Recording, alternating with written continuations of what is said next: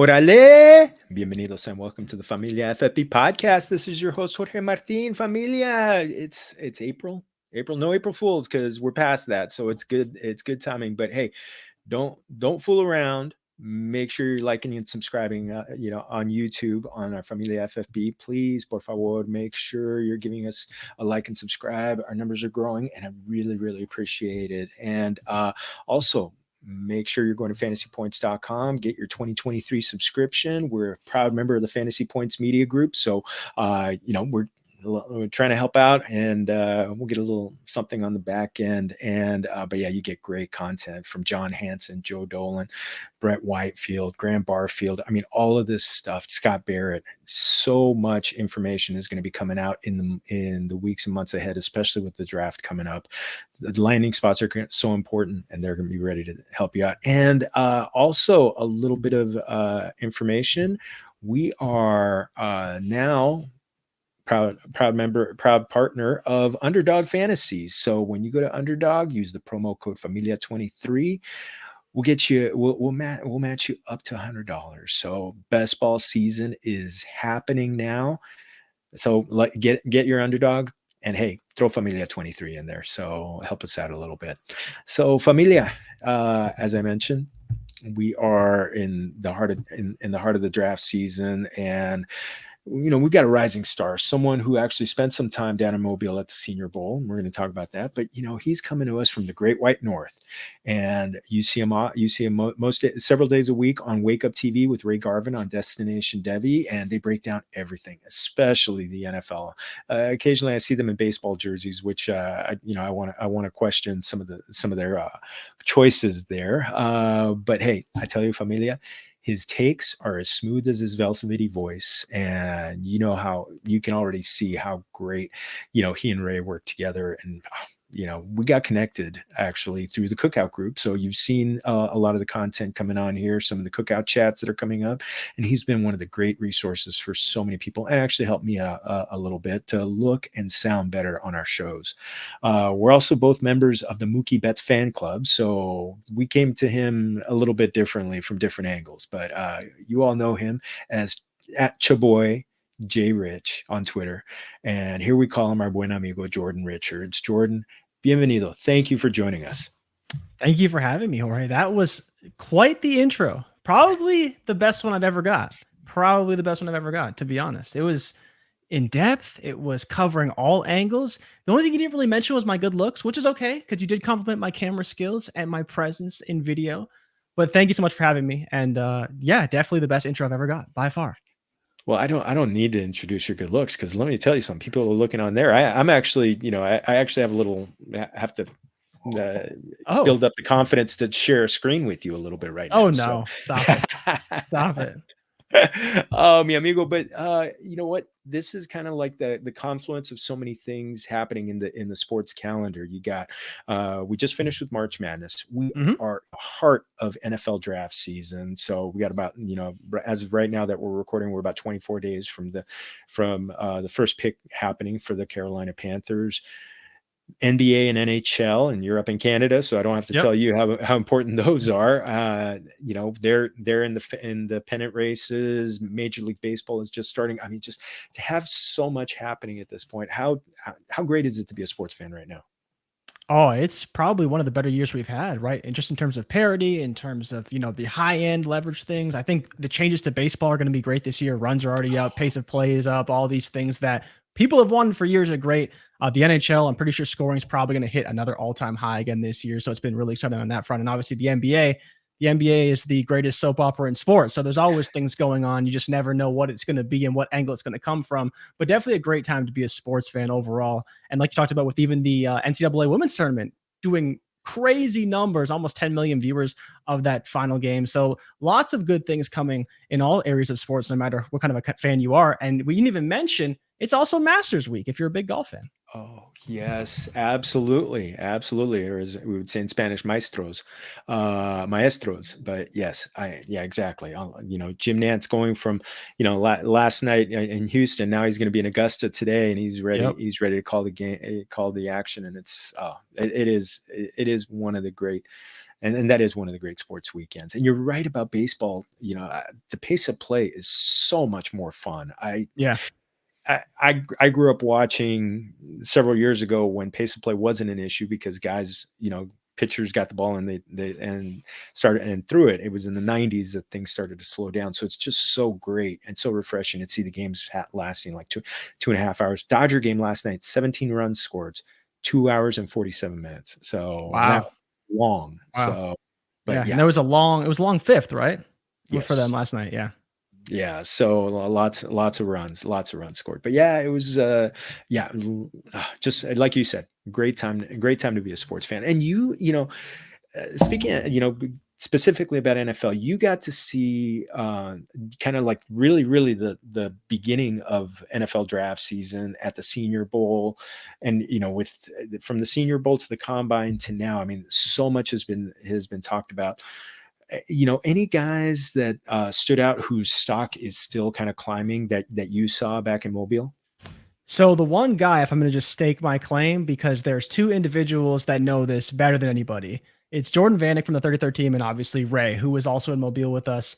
And I could not stop talking about Jonathan Mingo, the wide receiver out of Ole Miss.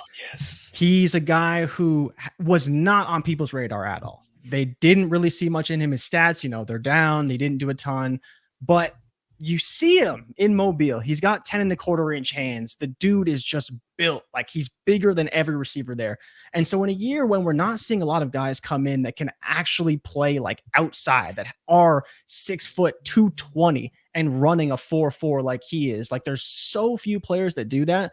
I think when he finally showed that at the Combine, people took notice. Now in Mobile, I saw him just absolutely manhandle some DBs. Now he made his fair share of mistakes and, he couldn't get off everybody, but there were certain plays he made. I'm like, he's just too big. He's just too physical. His hands are too reliable for him to not find a way into the NFL. So I wouldn't stop talking about him. So to me, he stood out. But if you are actually talking about draft circles, it was mostly Tajay Spears and Jaden Reed were the two. Jaden Reed has been kind of falling a little bit, but you talk about Mingo, who's been rising a ton, basically not on people's boards at all. Now you see him in 4th round, 3rd round at times as a potential X receiver. Not going to be too big for fantasy, but could make an impact in the NFL. Kind of like AJ Brown light, but like light, like not just a couple steps down, maybe 3 or 4. But outside of that, I think the biggest thing with the Senior Bowl was Tajay Spears. He's the one who separated himself at the Senior Bowl and continued to rise and show out throughout the process. Outside of that, not a lot, because the quarterbacks don't do a lot, but there was tight ends. If you're a big tight end guy, one of the most athletic tight end classes in history coming out of Mobile. I think there was at least 3 or 4 guys. Luke Shoemaker was there. Dane Parham was there. But there was, and then the other one was the main one was Luke Musgrave. He was the one who separated himself there. He's going to be probably tight end 4 or 5 off the board. A lot of people have him in the 1st or 2nd round. He's kind of fallen to the 2nd round now. People thought after the Senior Bowl, he could be a 1st rounder, but those are kind of the main guys. Senior Bowl is, like you mentioned, one of the first draft weekends in terms of scouting. There is the East-West Shrine Bowl, which is prospects that didn't get Senior Bowl invites. And then you have some other guys who go there as well. The key guys there were Zay Flowers and A.T. Perry.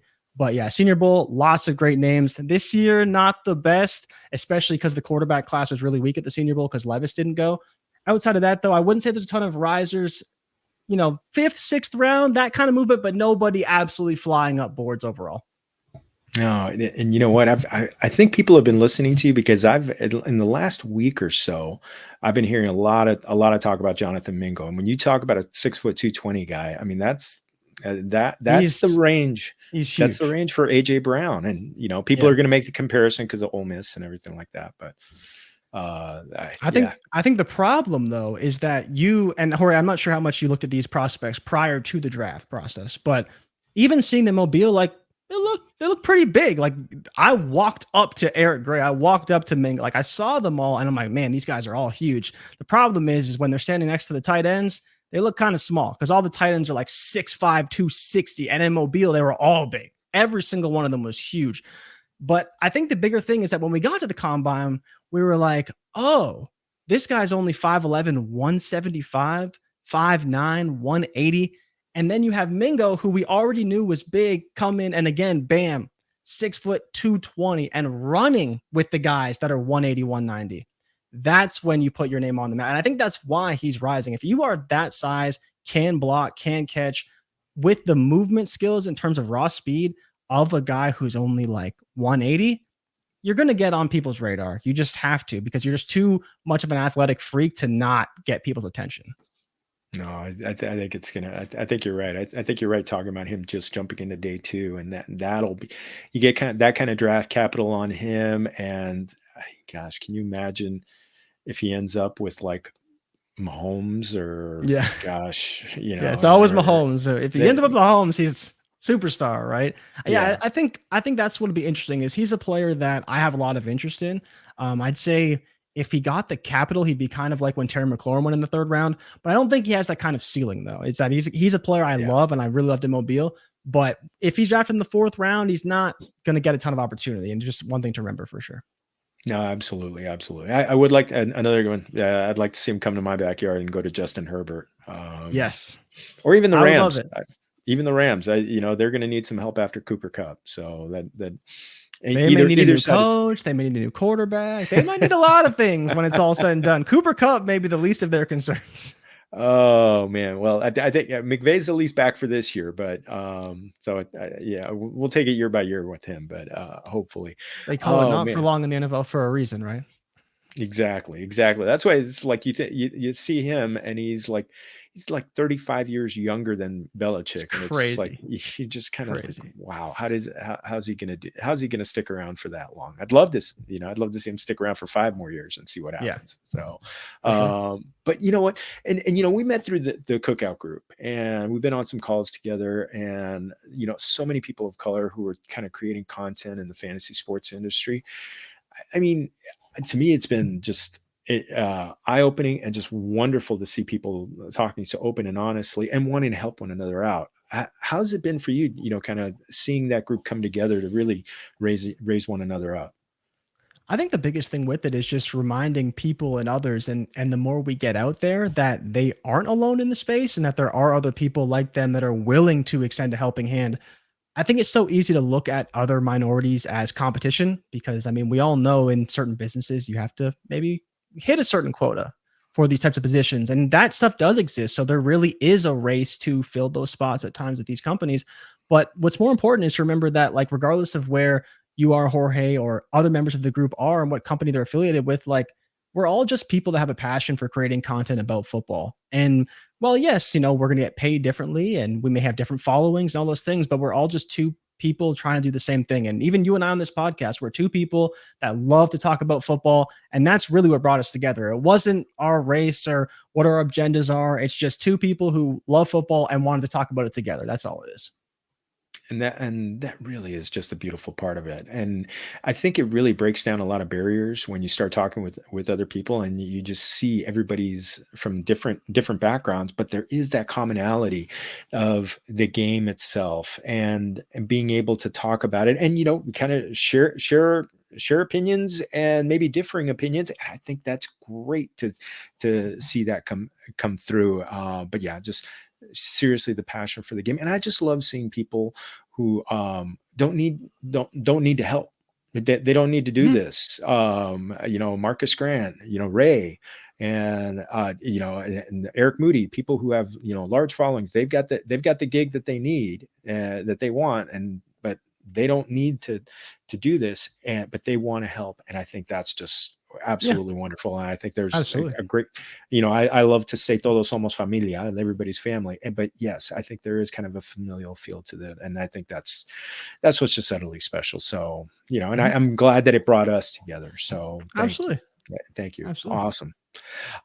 So what's bringing us together today? Year two wide receivers, and this is the second year in a row that I've done this year two series during the NFL draft season, because I've already hit a lot of NFL draft stuff, and I want to be able to do these kind of shows that kind of have some legs to them, and this to year two so much is so important for these guys. I mean, we see so many guys take that big leap. AJ Brown, DK Metcalf are two big recent examples. Obviously, Jamar Chase and Justin Jefferson took that year one leap that puts them on a totally different trajectory. But this group it was an interesting group. And actually, as I was putting together the show sheet, I was like, man, this is a lot deeper just going through 2 rounds.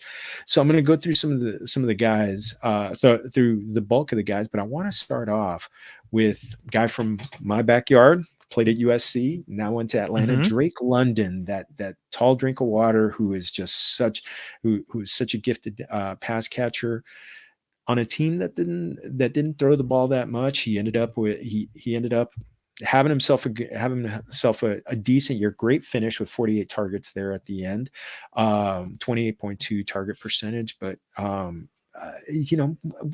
with Ritter, us having questions about Ritter as a real NFL starting quarterback, how much does that really impact kind of like your viewpoint on him for going into this season?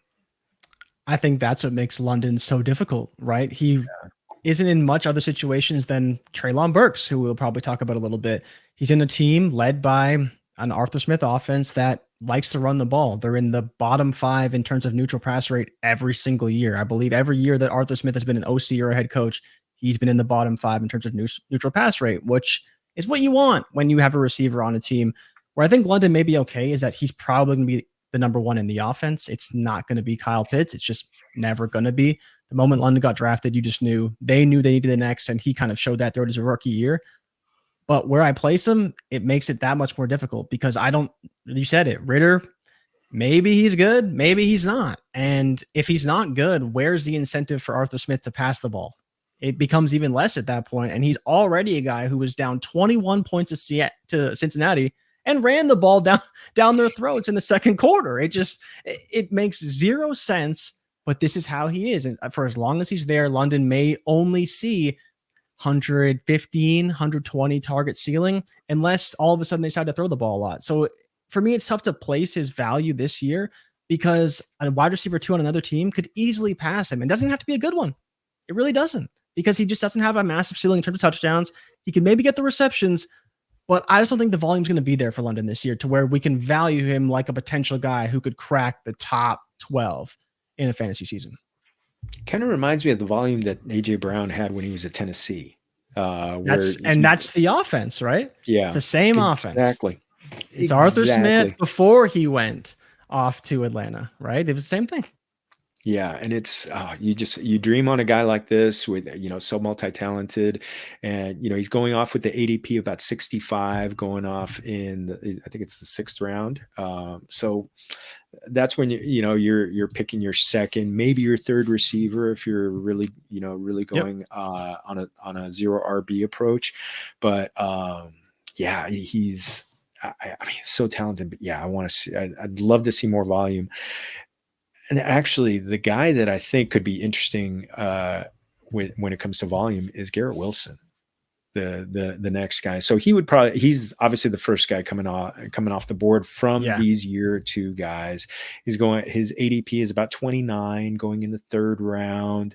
Really getting hyped up this season. 147 targets last year, 1,100 yards, just really good. Now, is his ADP almost potentially gonna jump up too much once that Aaron Rodgers deal happens? Well, I don't think it's going to jump up a ton because I honestly think a lot of that's already baked in, right? For as good as Garrett Wilson is, I don't think he's drafted this high if Zach Wilson's his quarterback, right? That's just not going to happen. So you factor in Aaron Rodgers supposed to be going to the Jets. Okay, we're waiting. He does his thing with McAfee. I'm going to the Jets, waiting on them to make the trade. And it's like all that time, Garrett Wilson's been going up and up and up. And the reason why is because of Rodgers. The question is, though, Jorge, and I have to ask you this, do you think that Rodgers can really support this ceiling? Because as you mentioned, his ADP is already pretty high. And I think with Rodgers news, it probably goes up a bit more. But is it too high? And do you think that Rodgers can really support the efficiency that people are really expecting of Garrett Wilson next season? It's hard to not get excited over that. And I think I think he can, just because it's just from the simple fact that Rodgers has consistently fed his number one target. You know, Devontae Adams. I don't think he's gonna. I don't think Garrett Wilson's gonna get 170, 180 targets like he used to feed Devontae Adams, because this is an offense that with Nathaniel Hackett they don't throw as much, and they have a very Yeah, for sure. slow pace of play, and that to me is, you know, what tempers the excitement a little bit. And I think also it almost makes me feel like 150 targets is his ceiling, because what do we know about Rodgers? Also, he's bringing in Alan Lazard, so Yeah.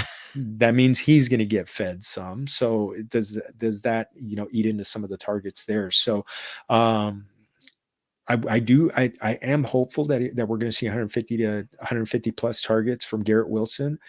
I just really don't know if he really does go beyond 150, and if that's going to be like, you know, he's going to be going in a range with the next guy we're going to talk about, who may get a lot of that a lot of that run, and who and you know, when you're in the third round, does it make sense to go get a running back at that point instead of Garrett Wilson? If you're, because we know at that point they're really drying up Yeah. on underdog right now. They're almost. I think you guys you and Ray did one recently, and it was just like, Mhm. I think the running backs were really dried up after that Oh, point. yeah. Once you get third round in underdog drafts, it's brutal, right? It's just how it is, though. It's the format. And yeah, drafting a guy like Garrett Wilson that high is scary. Scary. Because like you said, it's a team that should be much more competitive. And we saw, I think it was a 50 pass attempt game from Flacco at one point, and Mike White had a bunch of games where he threw the ball a ton, and like it's just, I don't know. I don't know. With Zach, they didn't run a lot, and they were in closer games, and in the other games they kind of just threw the ball a ton. So I think it'll be interesting. They should be more competitive. They should be much better. That defense could be even better. There's a lot of reasons why the Jets may just not throw the ball a ton, and Rodgers doesn't exactly come from offenses that throw the ball a ton either. No, exactly. I mean, they do like to. It's that Shanahan tree offense that really emphasizes the running game. And if Brees Hall is healthy, which I'm not really confident that he's going to be all the way healthy at the beginning of this season. So it might be a lot of Michael Carter, and they might draft somebody coming up. So Garrett Oh, Wilson, Jorge, don't say that. Don't I say that. The fantasy community is not going to like that. the fantasy community is not going to like that. I don't even want to say if Bijan Robinson gets Oh, drafted into a committee, then all of a sudden no, I'm going to don't, get canceled. I'm going don't say that. to I'm He going to get has run to out go of to the town. Bills. He has to go to the Chargers. He has to go to the Eagles. He has to. Not the Bengals Eagles. too. Oh, Bengals. Yes. Yes. Bengals. No Bengals would be. Bears. No Cardinals. None of that. No, not to those guys, not the Falcons, because I've got too much Tyler Algier. So Well, the Falcons, they're sniffing around the running back waters for sure. it would make sense. It would make sense. And actually in the top 10, they're the ones that make a lot of sense. But yeah, Garrett Wilson also, one last thing about him, because of the New York factor, I think sometimes that hypes up a player a little bit more. And I think Absolutely. that's, you Absolutely. know, yeah, the New York But the thing is, you gotta superstar remember, Garrett quarterback. Wilson was like, he was the dude in college, right? So it's weird that his freshman year he really caught on the scene. Sophomore was like, holy hell, we need Garrett Wilson in the league. And then junior year he took a step back, and that's when Jack Smith and Jigba went crazy, and obviously Olave did well for himself as well. But yeah, it's funny when last year we had Drake London and Olave and all these guys, but it was always supposed to be Garrett Wilson. So I think that's part of it too. He was always supposed to be like the next great receiver. And so now he's on par with these guys, and he's separated himself this year. So I hope he continue to do so, because if anyone had star qualities, it would absolutely be him. Oh Absolutely. man. New York media or not, I think he's a dude who has true star power. Absolutely. And I think we're going to, I think, yeah, I think we can hope that he gets like a target share, like a Stephon Diggs or a Devontae Adams, or, yeah, you know, obviously Cup and Jefferson and Chase, but you know, hopefully, ojalá, we'll light a veladora for it. So, yeah, you get that one. But you mentioned Olave in New Orleans. He's got the new quarterback. I mean, his air yards were just something Insane. ridiculous last season. It was awesome Yeah. to see. Awesome to see. 119 targets, so not as much. He kind of petered out there at the end. He dealt with some injuries, but ended up wide receiver 25. He's going off an ADP of about 24 right now, but upgraded quarterback a little bit, from Andy Dalton to Derek Carr. For sure. Even if Michael Thomas is healthy, which we're everybody knocks on wood on that one, but Yeah. um, but yeah, I've got a level of excitement for Olave coming into this season. Where's your excitement level for him? It's a mixed bag because I don't know if he's the type of guy that Derek Carr would love. I think he may love a Michael Thomas. He's a little bit bigger framed. He's very talented, assuming that he can still run routes, which I think he can. It's really just a matter of health. Then you have potentially, there's been a lot of mocks of them bringing in tight end. We know that Derek Carr likes tight ends. We know that he can thrive in an offense that does that. But where you did mention early on about Olave's air yards is I think Derek Carr is a player that can kind of unlock his deep ball ability. They'll play in dome, so no issues there instead of playing, somewhere else in Kansas City, in Denver, right? No one wants to do that. So I think that could be a boost for Olave and that deep ball with Derek Carr throwing that, because there was in 2 years ago or 3 years ago, Derek Carr was one of the best deep ball throwers in all of football. And so I think you just factor that aspect of how good he is throwing the deep ball to can he build that chemistry? And I think Olave could be that guy. But the issue is I still like Rashid Shaheed. And I don't know what it Ooh. is about him. I just love the dude. And for anyone who wants some stats to back it up, he had one of the best yards per route run in the NFL this season. So he's a guy who came on late. And I think, if you really look at those game logs, as Shaheed kind of came along, it wasn't that he was so great that he took a ton of work from Olave, but Olave wasn't the only player there to get the ball. Shaheed started working in, and you start throwing in 4, maybe 5 targets a game. It just takes a little bit away from Olave. I was concerned because his production kind of tailed off at the end.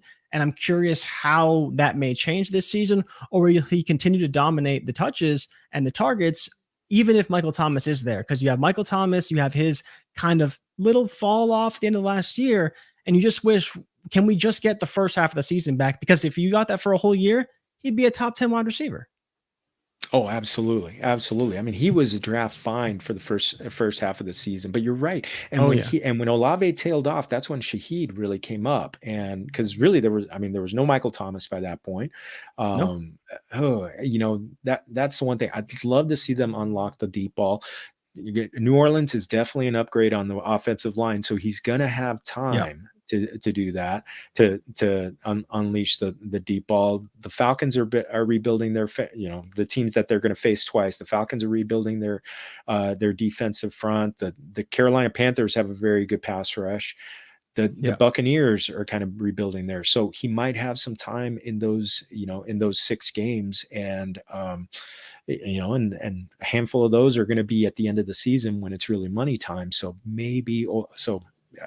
hopefully he stays healthy and doesn't experience those little injuries that can kind of stick with a guy at the end. I still, I'm hopeful. I am definitely hopeful. I'm still excited about him because I think he's a beautiful player. I think he's one of the smoothest route runners out there, especially from this class. And so I Oh, yeah. just I want to see him continue to get unleashed. I'd love to see those targets jump up from 119 to about 130, 140. I think then we really see that things really start to move for him. And I think yeah, and you're right. Throwing in a dome, just definitely good things for him. Now, the next guy, speaking of throwing in a dome, is one of the most anticipated guys this year. It's almost like it's almost like his rookie year. So It is, right? I almost left it off, but yeah, I mean, he caught one ball last year and it was a 41-yard touchdown. Jamison Williams out of Detroit. They lost DJ Chark. They lost TJ Hawkinson. So obviously during the season, added Marvin Jones, but I mean, I'm feeling with him. I'm trying not to get too optimistic because obviously year 2 off an ACL injury, you still want to see complete health, but that speed factor with him is just different when he gets on the field. What's your measuring stick on him for this year? Jamison Williams is probably a player I wouldn't really want to draft, but I also really want to draft them because the biggest Yeah. problem with him is that you love what he could be, but you also know there's going to be most weeks where he does absolutely nothing. Most of the time, I will avoid him if he slips a little bit, or I have a draft that I have him in a golf stack. So again, why not, right? If it booms and it goes all right, you're going to be in really good spot. But if you have him on a roster that is pretty good regardless, but you need those games from him and he's not quite delivering like he could, that's the problem. The bigger thing for me with him is how much are they really going to utilize him because they haven't brought anybody in. There's no talk of them drafting a receiver, but you just said it. He's still coming off an ACL. How much outside does he play? We know the speed that he has if he's fully healthy, if he's with Goff and has the chemistry, and it's all there. But I still don't know if I trust him, Jorge. I just don't know if I trust him. He could be the best value in drafts. Like he really could. He could outproduce everybody if he got the opportunity. I just don't know if I believe that he will. You have the whole tight end issue with Detroit. I don't know if they address it. I thought they were fine last year with Brock Wright and James Mitchell.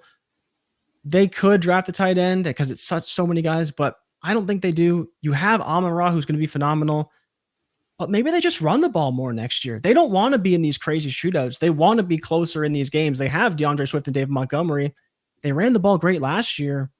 Maybe they just run the ball more. Do you think I'm crazy to think that Detroit can have a good defense, be in games, and run the ball more to where they don't have to be in these crazy shootouts with all these available targets? That's the thing. What you mentioned it right there, the defense being better. So they're not going to need to try and outscore teams. They're not going to get in, 35-30, shootouts with the Justin Fields and the Bears or something like that, those kind of games. And the other thing that was also interesting, they were a very different team on the road. Goff, his numbers were just phenomenal at home. Yeah. But on the road, I mean, it was his touchdowns and interceptions were almost, equal. And so so I want to see some more consistency there. Maybe the win in Green Bay at the end of the season was, kind of gives them Got the team going. yeah. Yeah. Really Yeah. Dan fire can't, him up for next season. Yeah. yeah, Maybe. exactly. Exactly. They don't need the bite kneecaps comments or something like that. But you look at him and I think you're right. He's going to have some spike weeks, probably at home where he's just going to fly by the defenders and they're just Yeah. not going to have a chance because he's just so fast. But yeah, you're right. I think on the road there's going to be games where they're just going to just choose to run the ball and trying to get into fist fights because that's the Dan Campbell way to play, and we'll see. Great offensive line, another team with a great offensive line, and Amon-Ra is going to get fed. He's going to get his 10 targets a week, and then Yeah. let's see what's left at that point. So, Yeah. um, Someone's got to get it, but it's just with Williams, he's in a weird spot. If he was a little bit lower priced, I think I'd be more in. But where he's at now, it's somewhere between guys that are drafting him high who love him and people just kind of fading him because they're not quite in on him yet. He's a difficult person to value, but there's always a chance. There's always a chance. yes, number 76 on ADP for underdog right now. So going in the 7th round there. So, you're that at that point, you're talking about second or third receiver at that point. He would be the guy that I'd love to be the 4th receiver that I draft. So At least the guy that I hope that jumps into that has the spike weeks and jumps in maybe 5 or 6 times during the season. So, Mhm. so we'll see. Yeah. We'll see. Next, I'm really curious thoughts on him because Jahan Dotson had a great closing finish to the end of the season. Actually, helped people score touchdowns during playoff weeks. Played fairly well when he was healthy. Played only 12 games. Dealt with a hamstring injury. His ADP right now is about 80. He finished as a wide receiver 51 last year. He ended up with, as I mentioned, his closing kick, 35 targets in his last 5 games. The one thing though, he's the clear number 2 behind Terry McLaurin, and Sam Howell being the quarterback. He had an okay game in Week 18 against the Cowboys, but Dotson's not going to be wide receiver 1. So is there going to be enough left for him to be draftable? I think he could be draftable, and I think the main reason why you'd want to take him potentially over Jameson Williams is because while Jameson Williams can obviously spike because he can take any play to the house, I think there could be opportunity for Jahan Dotson to have decent floor with upside because for whatever reason, he scored a ton of touchdowns last year. Based on how many receptions he had one of the highest touchdown rates in the NFL of any receiver. And so you just look at it from that standpoint, there is upside if everything goes right. And I don't think you can kind of ignore the fact that him and Hal are in the same class, right? So they would have worked together all off season. They would have been there should be a lot of familiarity there.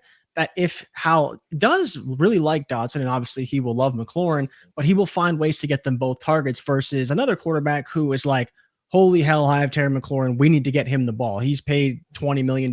He's got to get the ball. He's got to get the ball. But like you said, he's always going to be in McLaurin's shadow, and that's what makes him difficult to value. But I think where you're getting him in like the 8th, 9th round, if he's one of your later receivers, a guy who can have a floor because of the touchdowns, but also could have a ceiling game.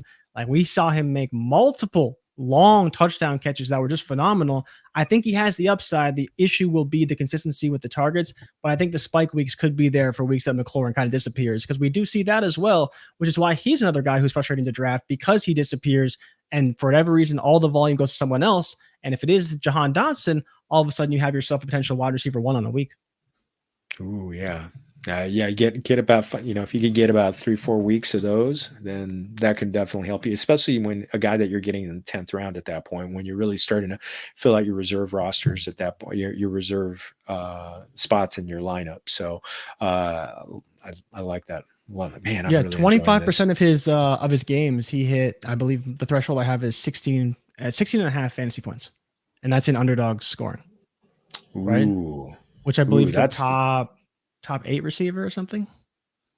That's a great number. That's a great stat. I'm gonna. Right. Thank you. So Thank you for providing that. So it's 25%, yeah, of his weeks, and then 50% he hit 11 and a half. Because again, when you score a touchdown, you're basically going to be there for the most part, right around 10, 11 points because of those 6 touchdowns, and then you obviously have a couple of weeks where he really spiked as well throughout the course of the season. Yeah, and I think one thing that'll really excite people is the fact that people who had him and Dotson helped them during the playoffs. I think that's gonna keep people top of mind, and that may Absolutely. They might reach for him a little bit early. So I'm gonna really keep an eye on the reports that are coming out of the quarterback, out of Sam Howell, if they really It might not be Hal. Maybe it's Lamar. You never know. Oh, if it's Lamar, you never know. You never know. If it's Lamar, Dotson and McLaurin to the moon. I'm just give me those guys. Give me those guys. Yeah, please. I'd love to see Lamar. I'd love to see Lamar anywhere. Anywhere but Baltimore. Someone who can appreciate him a little bit more. That's for sure. I'm not closing the door on Baltimore. I still remember Kobe saying that he was going to be that he would rather play on Mars than for the Lakers, and then the next year they're in the NBA Finals. So, R.I.P. Kobe. R.I.P. Kobe. Still miss you. But no. So I'm not closing the door on that one. I think but I want to see that novela come to a close because I'm ready for that one to be just decided. And Rodgers, it's like, okay. Yeah, I was gonna say, don't forget about Aaron Rodgers because that novel never closes. It always blows back open somehow. So real quick, Peter King was talking about the fact that in his Football Morning in America column, he pointed out that Aaron Rodgers has got paparazzi on him, a New York City paparazzi on him out here in California, about 25 minutes from where I live. And this little town that's not, that's not part of the glitz and glamour of LA. And he went out for coffee and that ends up on the New York Post. So no way. That's funny. It's happening. It's happening. So, well if it doesn't, I don't know what to say. I won't know what to say at that point. All of this was for nothing. Yeah, exactly. No, please make it happen. Make it happen. Please make it stop. Okay, so we talked a little bit about AJ Brown, his usage in Tennessee. Treylon Burks, kind of the draft day that he got drafted in the spot with the pick that the Tennessee Titans got for AJ Brown. up and down season. Obviously, his health was an issue. He's battling asthma during the season. Had a couple of games there at the end where it got a little. There was a little excitement. He got 15 targets in his last 2 games. His ADP is around 71 right there. But again, it's the volume issue. Is the volume something that's going to dissuade you from drafting him this year? I would say no. And the only reason why is because unlike Jahan Dodson, Treylon Burks has a ceiling that is up there with the Garrett Wilsons, the Chris Olaves, the Drake Londons. The issue, like you said, is the volume. And it's, again, if you want to just be very obvious with it, it's the same issue that we ran into with AJ Brown every year. Everyone knew how talented he was. Everyone knew he deserved 150 targets a game. But the offense, that wasn't how they played football. And that's maybe why they didn't win so many games either. But this year for Treylon Burks, it could be more of the same. If they don't trade Derrick Henry, they're going to run the ball a ton. And even if they do, I think they're still going to run the ball a ton because they're not going to be a good team. They don't want Tannehill back there throwing it 35, 40 times a game because who is he going to throw it to? They don't have anybody. They got Treylon Burks and they got a couple other guys, Chigi Okonkwo, and they might draft another tight end. Outside of that, you're not winning games throwing the ball. But the reason why Burks is valuable is because there's no one there to catch the ball. Right. No one there to catch the ball. So if he can be that wide receiver one, and again, you talked about like Devontae Adams in Green Bay. For a long time, he was the only guy there. So they had to throw him the ball. And that's the potential ceiling you could see from Burks if everything hits. Because we saw the spectacular catches from all the way in early training camp through the season. We saw the upside and what he could ultimately be if everything clicks. And I think that's where you see the AJ Brown part of it. Obviously, being in Tennessee helps, but 6'3", 225, crazy fast, tracks the ball super well. He's the player that you could see with a DK Metcalf type of ceiling with that freakish athleticism. In Tennessee, what's that ceiling look like? It's not as high, but realistically, when you're drafting him in like the hundreds, 80s, it's not a bad pick because that absolute upside of everything hits is possible. It's just very, very unlikely. He's he's so utterly talented. He's just a freak of nature when it comes to, he's a Greek god when it comes to the way he's built. Oh yeah. And you just want health. The one thing that I am going to expect out of him is that, they talked about his, him dealing with asthma. I think he's going to be able to get a handle on it a little bit better this off season. Now that he know he's going to go into a regular off season program. So I don't expect that to be an issue. So I think he'll be on the field regularly. And I think that's going to, him being on the field. Hey, it's best ability is availability. So absolutely that's going to be important for him. So I think that's a good one. So the next one, two guys because they're on the same team, Christian Watson and Romeo Doubs, both had their moments. They weren't on the field too much together at the same time. It seemed like one was hurt, when the other was available, and they both had kind of like spike weeks when they were flying solo. Now we're moving to Jordan Love as the quarterback, which we almost have to treat him as a rookie too. And, we talk about rookie quarterbacks. We could consider him a rookie, but it's like his fourth year in the NFL. So he's got to be a veteran at this point. But you're making sense. He hasn't really played a ton of football. So what's, there's obviously a pecking order according to ADP right now, because right now you got Christian Watson going off at about number 63, and then Romeo Doubs going over 100 picks later, 165. So that's a market difference. Are you going to be expecting more from Christian Watson, or waiting on Doubs in what round is in, like the 14th round, is one of your guys to fill out the roster? I don't think I'll be getting any Romeo Doubs. I think he had his moment. It was great. And I think it's over. Christian Watson came back and it didn't look like Romeo Doubs could do any of the things that Christian Watson could do. So frankly, I wasn't too much interested in Doubs after that. I think realistically, he could be maybe Christian Watson's backup, but there's probably not going to be a ton of volume there anyways. They're still going to run the ball a lot. That LaFleur offense isn't going to change. I think with that lack of weapons potentially and not having Rodgers, I don't see Jordan Love checking out of all these run plays simply because he wants to, right? He's going to run the plays that are called and he's going to do his thing. But I think that could lead to Christian Watson getting a ton of targets, Romeo Doubs maybe seeing some, and then you have a tight end who's probably going to get drafted there because everybody mocks tight end to Green Bay. That player getting a decent chunk as well because tight ends are young quarterbacks since he's not quite a rookie's best friend. So I think that aspect for Dobbs is where he kind of gets lost in the shuffle of in a low pass attempt kind of offense, the wide receiver two, but they don't really utilize the wide receiver two all that much. I think because of that, even with Lazard leaving, there's not going to be enough target volume to go around. And even late, like I just think there's a higher upside player than Romeo Doubs on available even at that point because there's still a lot of rookies that I like, and I think that's probably where I would head is a rookie over a Dobbs, so I kind of know what he is and I kind of know what his ceiling is. Yeah, that's that. You're right. He's going in that range with the rookies, and that's where you got to weigh the difference. Do you get the guy who's a fourth rounder? And Greg Cosell did compare him to Devontae Adams coming, when Devontae Adams was coming out of Fresno State, not Devontae Adams 3 years into it when he became one of the best receivers in the world. But it's what do we expect as far as progression for Dobbs? I think Watson, he's so utterly talented, and I think so many people are comping Quentin Johnston to Christian Watson because of the tall guy who can really run. Watson's just got ridiculous speed, as we saw from his very first NFL drop when he just smoked Patrick Peterson. But having that great run where I think he scored 7 touchdowns in 4 games, and he was just one was from Jordan Love. Don't forget that.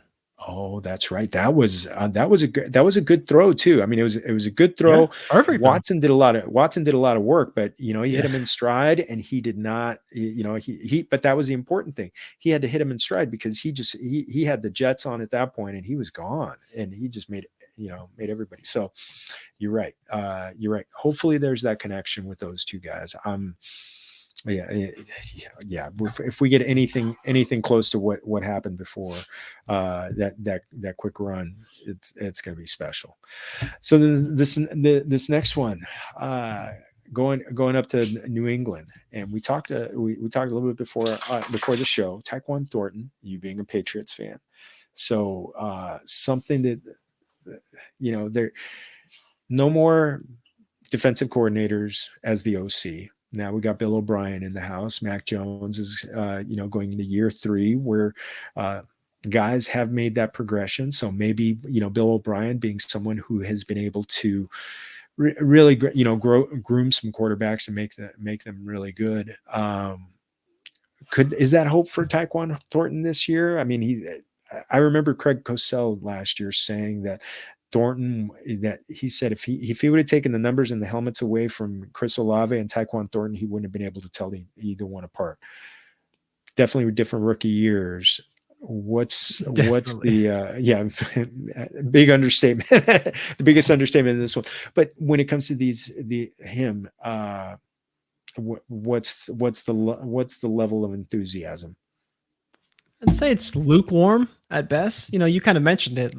At least we got rid of our defensive coordinator, who was our offensive coordinator. That was a step in the right direction for old Patriot land.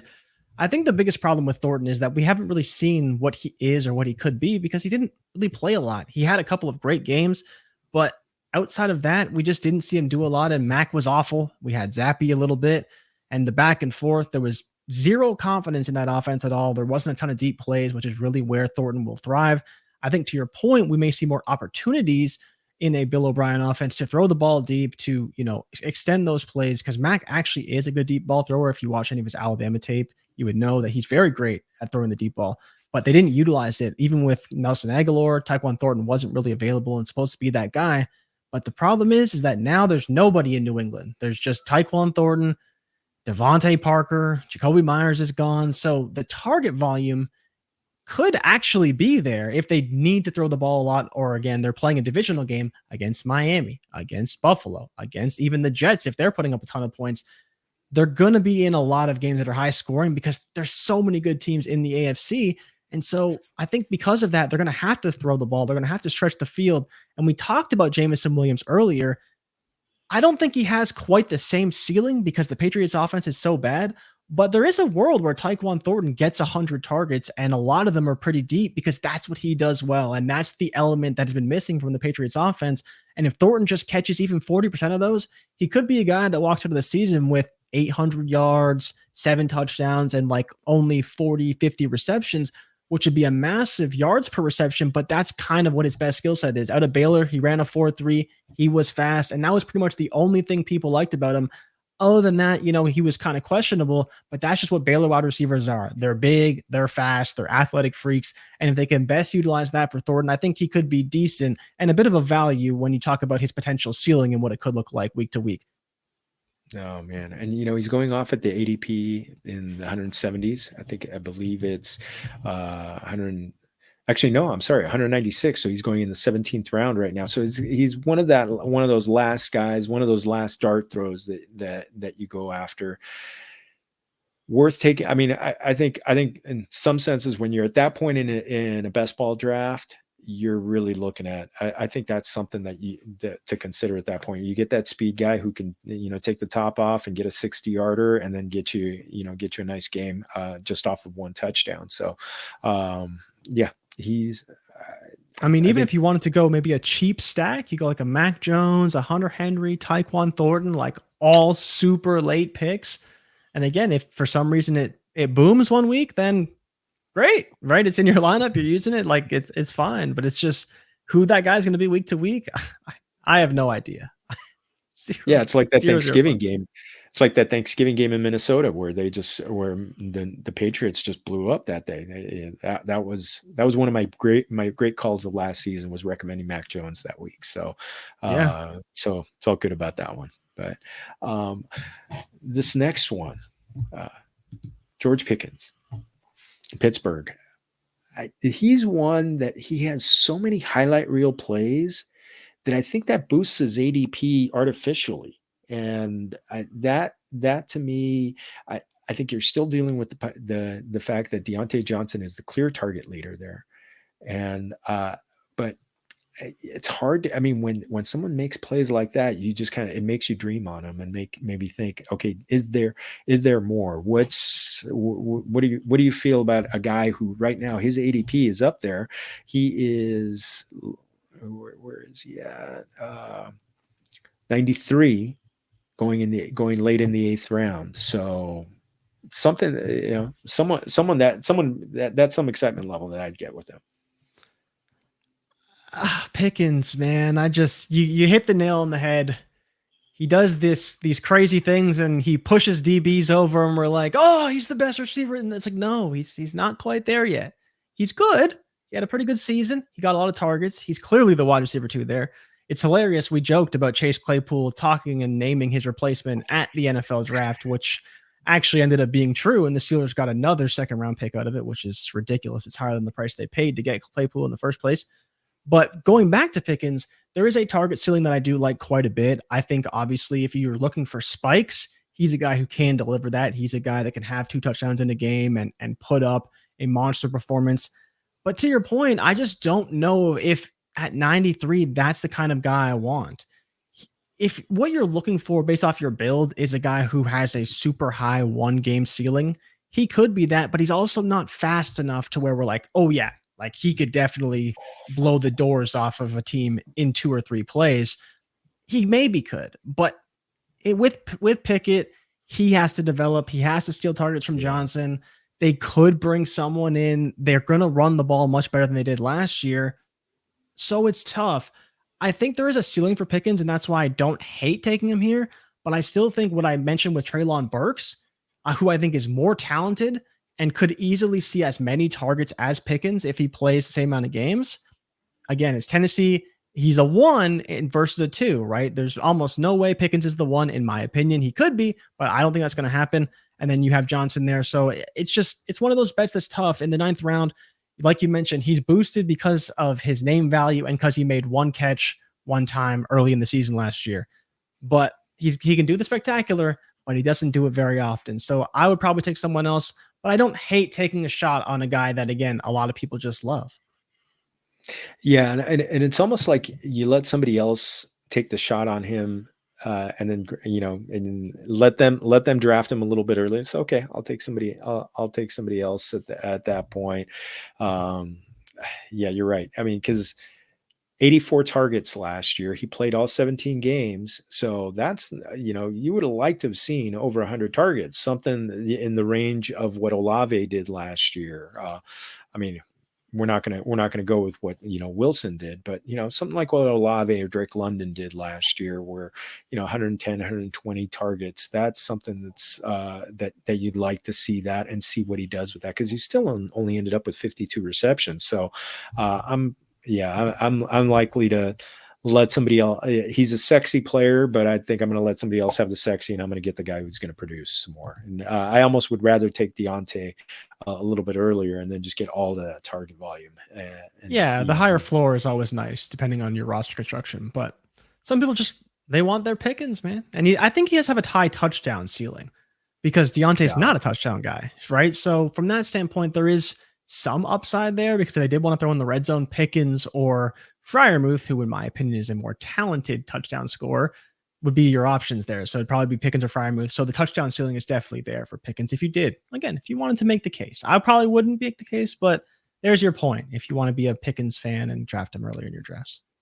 Yeah, absolutely. Well, we got a couple more, and we're probably going to be able to go through these guys fairly quickly, because Alec Pierce had some hype during preseason, during training camp, where he was looking good. Got a lot of work against Stephon Gilmore, so he got a kind of baptism by fire during training camp.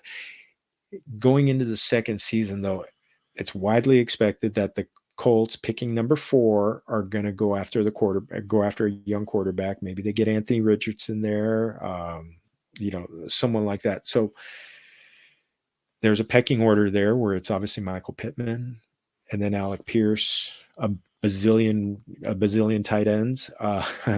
But when it comes to Pierce,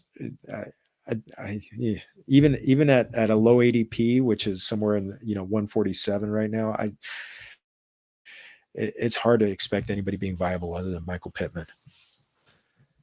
You're right, but I think there is something to admire about what Pierce did last year, because he was playing on a team that was god awful and he still got targets. And I think the big thing with why he could be good is for how late he goes. He's not a guy who's assumed to be a deeper target guy, but he really did kind of operate in that role for the Colts last season. Michael Pittman isn't a guy who's really known for going deep. We've been talking about Drake London a ton, but Michael Pittman was the original Drake London before Drake London ultimately became who he was and was drafted so high, right? They just have very similar profiles. Drake London is a little bit better going downfield. And Pittman's kind of this guy that just gets it done in the intermediate, great short, and can go deep. But Pierce was the dude who filled that role, and he was someone who really surprised at the combine in 2022. But I wouldn't rule him out. With a new quarterback that can actually throw the ball deep, which Matt Ryan couldn't do.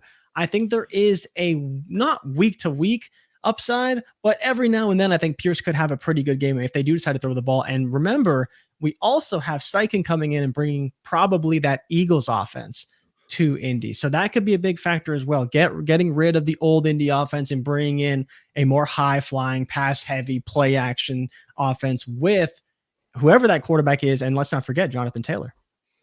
Oh yeah. JT. I'm expecting a big bounce back season from JT. I think, it's a sprained ankle, so health is gonna be fine with him. And if it's Anthony Richardson with that big arm, that would be pretty sexy for Alec Pierce. Yeah. I think there could be some deep shots. I think you're right. I just don't think volume will be very big, but there will be some cool big shots. And again, you talked about the dome. That's another thing that's going to be really big for him.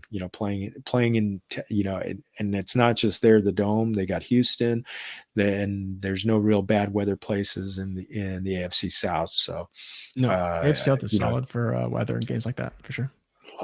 Love that. Yeah. Shout out to Chris Allen, who's Mr. Weather when it comes to yes. when it comes to that.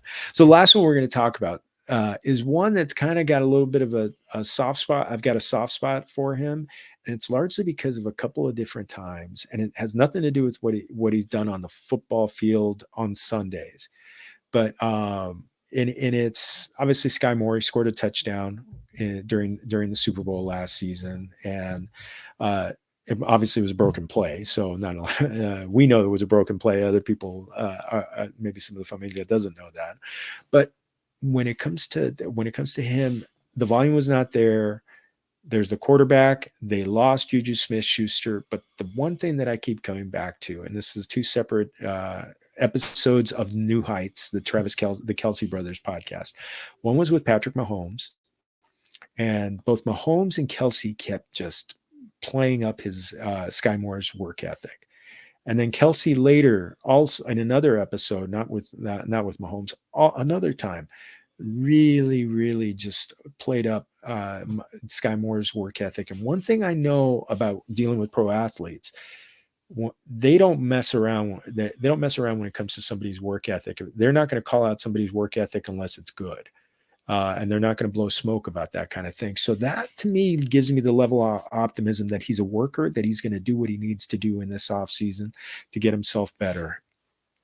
And I get a lot. This guy's almost a polarizing guy. What are your thoughts on Sky Moore? Yeah, I think the problem is like, I'm with you. I think I love everything that you're saying, but you're saying he can be better. And it's like, well, yeah, he could be better because he really didn't do anything last season. And so as hard of a worker as he is, I'm like, okay, great. He's a hard worker, but we also need these guys to get on the field. We were critical of George Pickens putting up 80 targets and 800 yards, and yet Sky Moore, he played a little bit, but I don't even think he had 200 receiving yards this season. He might have been over 200, but he's not putting up the numbers that, oh yeah, barely. Great. Maybe if you count his rushing yards and receiving yards, he hit 200.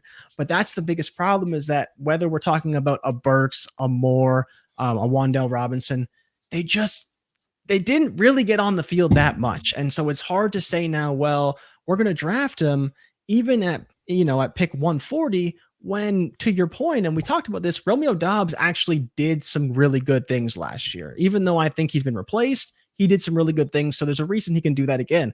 We've never seen Sky Moore do anything. We've seen him score a touchdown in the Super Bowl. We've seen him make a couple highlight plays here and there. We've seen him talked about a ton in practice, in workouts, in the media, but I need to see him do it on the field. And so that's the only thing that fears me with him. But of all the players we're talking about today, Jorge, he is the only player who is rising in Superflex ADP on Underdog. The only one. Every other player is dropping. Sky Moore is the only player that is currently rising on Underdog's ADP of every player we talk about today. That to me is fascinating. I mean, is it just the Super Bowl hype, or just the fact that people are? I mean, is it just the Mahomes factor? It has to be, right? It has to be Mahomes. They want that stack. It's just how people see it. But it is like every single player from Garrett Wilson all the way down. They are all, I mean, it's not a lot, but they're all currently trending down in the new Superflex contest, except for Sky Moore. He's the only one who's going up. Yeah, you're right. He's at 140 right now. So that's, that's significantly higher than some of the other guys who've done a lot more in the league. So, I mean, that's fascinating. Tells you how the hype is still there. That guy that everyone fell in love with last season from Western Michigan, who's a hard worker, who does all the right things, didn't do anything, at least for fantasy, didn't do anything, and not a whole lot for the Chiefs overall. Can he really take that leap next year to be like a usable 80, probably want 90 to 100 targets, and then show off your after the catch ability that we know you have, but you haven't had enough opportunity for us to really believe in you quite yet? Gosh, I hope we're not seeing Gabriel Davis 2.0. It's not going to be that level. It won't be that bad. It won't be that bad. No, Gabe Davis 2.0 was something. Yeah, Gabe Davis hype was something. I've never seen anything like it before. Yeah, that was thankfully. I think people found didn't lose their minds this off season. So it's a little bit more tepid right now. But I think there will be some landing spots after the draft that are going to drive people some pretty local, and that's going to be fun. Mi amigo, this has been awesome. I want to close out with two little fun things. We both are big Mookie Betts fans. So Mookie, just adore him to bits. Uh, how is, I mean, for you, how is it watching him right now? I mean, you're watching him as a baseball fan as much and just wanting nice things. Well, I mean, honestly, it's just I loved Mookie from the moment he stepped on the Red Sox field. Like from the moment he put on the jersey, and I knew about him a little bit from this time in the minors when he was really starting to make a bit of a name for himself. I started to hear about him more. And then when he actually made the roster, I was like, oh, this guy's awesome. Like he just brought so much fun, energy, and like we talked about off air, his great defensive ability. And you guys see it every week, every day. And I used to see it every day. And so that's frustrating. But I mean, he's just a phenomenal athlete, great bowler, can play basketball. Like he's just dude can do everything, and it's so frustrating to see how talented he really is. But yeah, I just love it. I just love the guy. I love rooting for him. And when I saw you guys win the World Series, I was very happy for him. Very very happy. Very very happy for him. Even if a little sad that he's not on the Red Sox anymore. Well, I mean, he brought you a ring, so that was Brought you a ring too. He yes, brought you a yes. ring Well, too, right? oh, believe me, And you still believe have him me. under contract, so that's great. Lucky you guys.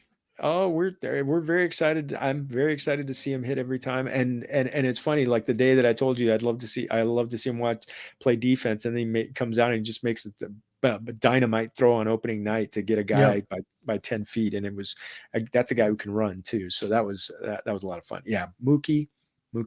Muchas gracias. Yes, we love having I've got my sweatshirt number 50, so I'm very very happy. I love that he's got a big number on himself. So Yep. for a little guy. So so last one, Toronto. You live in Toronto, such an international city.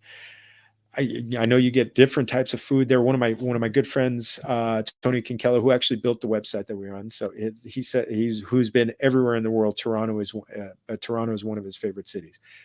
Any chance you could get good Mexican food there? This being the Familia FFB show, we try and inquire this every time. I would imagine so, but I'm also not a Mexican food expert, so I would say Oh, hopefully, because there is what I think is great Mexican food is definitely there. Some of the best stuff I've ever had is in Toronto, and a lot of people have a lot of different great types of cuisine in Toronto. Like I don't know what the restaurant is, but there should be one there. Probably 3 or 4 or 5. I don't know. So I would imagine so. But I'm not going to promise because I don't want people yelling at me if I'm wrong. Because hopefully you can. You mentioned it's very diverse. There definitely should be something for you. I think it's great, but I'm not an expert and I don't want to put myself in that position. So I'm going to cop out and say, yes, you can, but you didn't hear it from me. So don't come back at me if you can't find it. Should be though. well, I'll tell you, there's going to be a day where I'm going to go to the Rogers Center to see a game, and I'm going to hit you up and be like, okay, tell me. I'll hit you up privately so you could tell me, but hey, you know what? There's sure. great I'm sure. sushi downtown though. If you like great sushi, I got a couple sushi restaurants for you if you go to Toronto. Okay. Yeah, All right. Michelin star sushi chefs are good. They're Oh, good. They're good. If you ever want to go, I'm your guy for that. As I've had really good. I know it's good, so I have very high confidence there in the sushi. okay. All right. So I'm gonna hit you up. Okay. Well, now I just got to get out to the Rogers Center for a game. So Yeah, that's trust me, fine. I want to come to Dodger Stadium for a game, so maybe we can swap. You make it out to LA during baseball season. I got you. Well, I'll take you to the game. So okay. You All just right, sounds you good. get. We'll find a night on the schedule. I'll get you to the game. I still got friends who. When the Padres are in town. Oh man, that's gonna be crazy. That's gonna be crazy. That's been a crazy rivalry, but I think it's gonna be incredible. It'll Muy be better local. this year, yeah. Oh, much more even. Much more even. It's gonna be very much a fist fight. So it's gonna be fun. Oh man, now you got me in baseball mode. Mi amigo, thank you so much. I so appreciate you jumping on with me. This has been a blast. What you got coming up? Because you got a ton of stuff. Well, biggest thing for us is the draft. So we're going to do a draft stream the night of the draft, probably all 3 days, at least definitely the first 2, because we talk, a lot of fantasy football stuff, but we'll have tons of fun. We have our whole network of podcasters will all be on it. So me, Ray, Scott Connor, Mike and Adam from 4D Chess, all of our guys will all be on the stream, having fun, making jokes. It will be the biggest stream you will find outside of network television. I promise you that, because we will do it bigger, we will do it better. I'm just pumped for it. But yeah, that's the biggest thing on the calendar for me is making sure we have everything we need for the draft, because it's a massive day for us, for our growth, for everybody. And I mean, who's not excited to see all these prospects? But yeah, that's the biggest thing for me going on right now. Oh, that's good. That's gonna be awesome. Yeah. So find them on Destination Devy on YouTube, Familia. It's a great follow. It's a great follow. Set those notifications too, because they got stuff coming out all the time. And wake up with Jordan and Ray. So it's 3 days a week, correct? Monday, Wednesday, right now. We're Monday, 3 days Wednesday. of the week in season. Monday, Wednesday, Friday. When we're actually in the season. But yeah, Monday it's 8 a.m. Eastern time. You can wake up with us. We talk all things football, news, fantasy football. We're doing tons of rookie content, draft stuff, all kinds of craziness, and so fun. We usually get like 300 to 400 people in there, so it's just wild every morning that we do it. Love it. Love it. Love it. Oh, Familia. And I've just had a blast here with my buen Thank you amigo. so So much. oh, thank you so much. And Familia, just closing up shop again. Make sure you go to Underdog and use that promo code Familia 23. Save up, get. I'm going to match you up to $100, and also fantasypoints.com. Get your subscription for 2023 season, because I mean this is the time to get as much information as possible. Get you ready for your drafts for the NFL draft, so you can get ready for your drafts. And for me, you can find me at Jorge Martin 17. Also, I didn't forget, for our audio listeners, at Chaboy J Rich for on Twitter for Jordan. So muchas gracias there. And again, Familia, special thanks to Anchor for getting us out there on Apple, Google, Spotify, wherever you get your audio podcasts. And also, don't forget, Familia FFB on YouTube. Like and subscribe. Give us that thumbs up. I love that validation. Muchas gracias for that. And again, once again, thank you to our invitado de lujo, Jordan. Muchas gracias for joining us. And to you, everybody, thank you. And remember, todos somos familia. Salud.